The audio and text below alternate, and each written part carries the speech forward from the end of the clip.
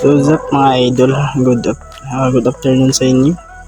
Punta pala tayo ng barbershop ngayon kasi magpagupit tayo ng buhok kasi ang haba ng buhok ko ngayon.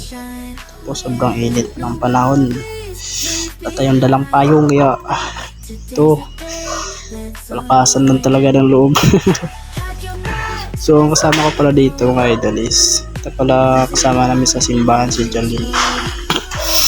Nagpasama ako sa kanya kasi boring kasi pag wala ako kasama punta dun. Kinakakit na sana ko doon pala kami dadaan.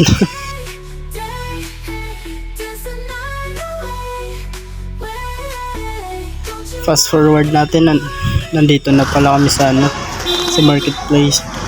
Malapit nandito yung barbershop eh. So pupunta na lang namin. So counting lakad na lang. Lakad na lang talaga. Narating namin barbershop dito.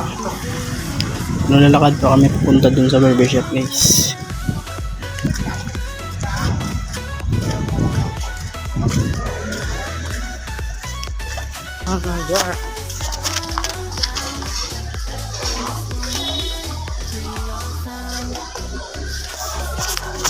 Fast forward natin, nandito na tayo sa barbershop.